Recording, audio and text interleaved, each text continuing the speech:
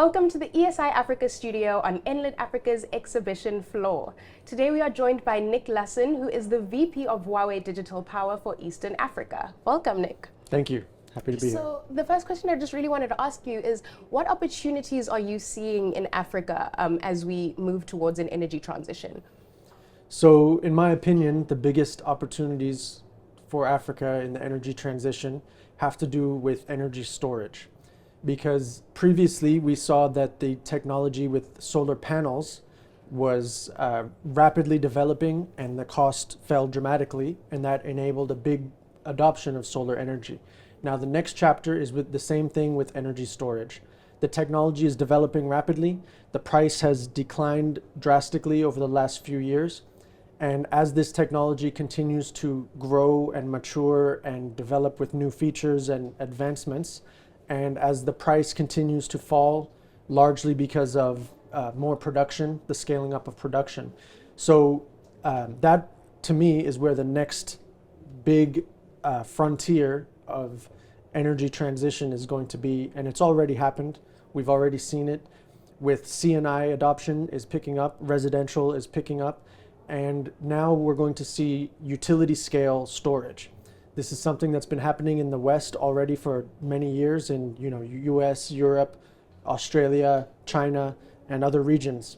And then when it gets to Africa, it's going to see a lot of benefits on strengthening the grids, providing more reliable power, having better power factor with more steady frequency and voltage regulation, but also to allow the penetration of more renewables. Because the challenge with renewable energy is that it's variable generation.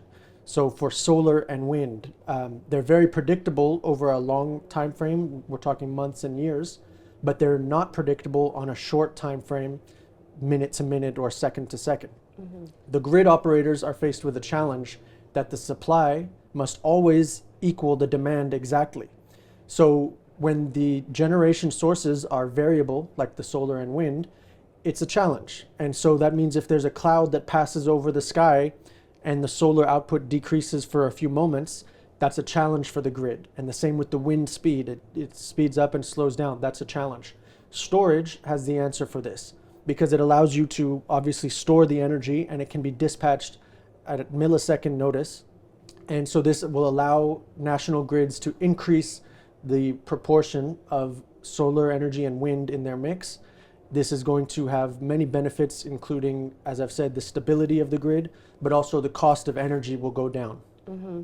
And you've touched a little bit on the technological advancements that we see that are being scaled up recently. Mm-hmm. So what technological advancements or innovations have you seen that you think have the potential to accelerate an energy transition in Africa effectively? So to me, the technological advancements that are key are, again, around the storage. And the newest batteries have grid forming capabilities. So this means they can provide voltage and frequency support at a higher level. They can provide black start capabilities in case the grid fails completely. And because they can be dispatched at millisecond notice, this means that they provide very stable spinning reserves and other ancillary services to the grid.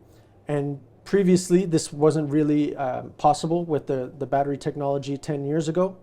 So now, with these advancements, and of course, as the price continues to go down, we can rely more heavily on solar and wind plus battery storage.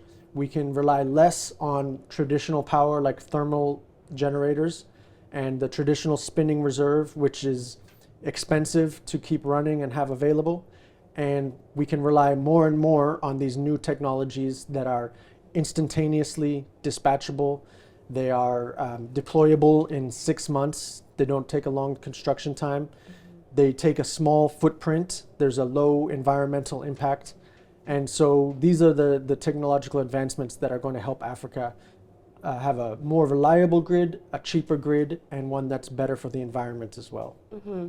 And as we look at in Africa with future energy, the future of Africa's infrastructure and utilities, what do you see the value of digitalisation being in this sector as we grow and move more towards renewable and other variable energy sources? Right.